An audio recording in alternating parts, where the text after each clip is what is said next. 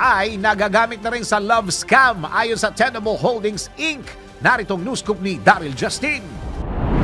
Ibinabala ng isang US-based cybersecurity firm ang paglaganap ng love scam lalo na ngayong papalapit ang araw ng mga puso.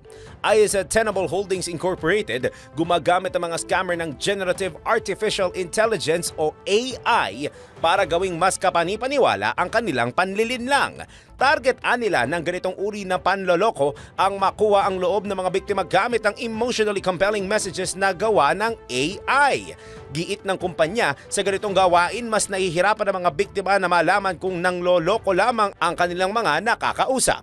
Dahil dito, nagbabala ang Tenable sa publiko na maging maingat sa mga kinakausap lalo na ang mga gumagamit ng mga dating app dahil madalas dito nagsisimula ang love scams. At yan ang aking news scoop, Daryl Justin, nagbabalita ng tama, naglilingkod ng tama.